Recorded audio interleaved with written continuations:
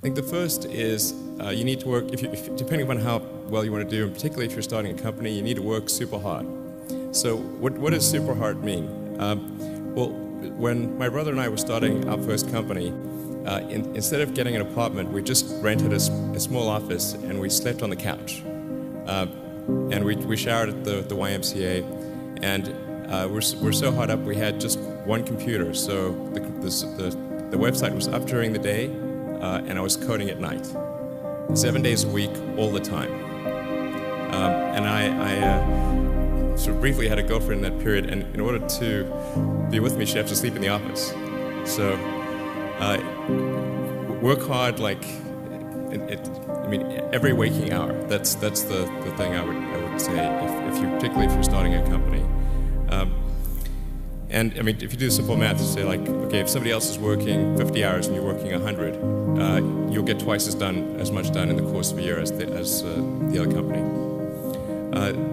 The other thing I'd say is that if you're creating a company or if you're joining a company, the most important thing is to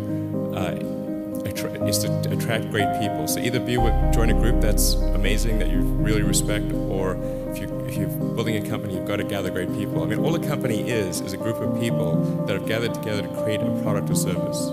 And so depending upon how talented and hardworking that group is, and the degree to which they're focused cohesively in a good direction, that will determine the success of the company. So do everything you can to gather great people if you're creating a company. Then I'd say focus on signal over noise. A lot of companies get confused. They spend money on things that don't actually make the product better. So, for example, at Tesla, we've never spent any money on advertising. We put all of the money into R&D and manufacturing and design to try to make the car as good as possible. And I think that's the way to go. So for any given company, just keep thinking about, are these efforts that people are expending, are they resulting in a better product or service? And if they're not, stop those efforts. And then the final thing is to sort of don't just follow the trend.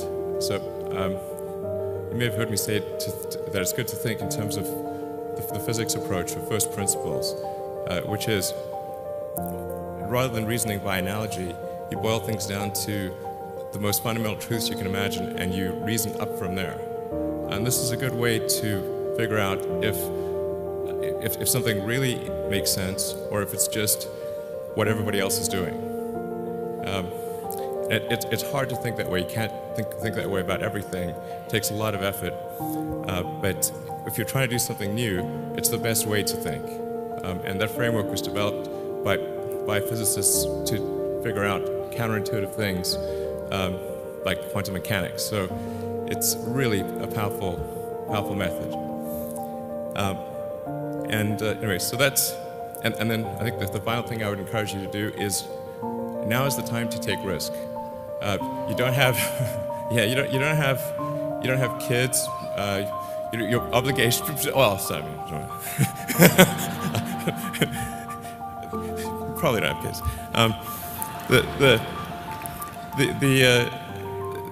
But as you get older, your obligations increase. So and once you have a family, you start taking risk not just for yourself but for your family as well. It gets much harder to do things that might not work out. So now is the time to do that before you have those obligations. So I would encourage you to take risks now. Do something bold. You won't regret it. Thank you.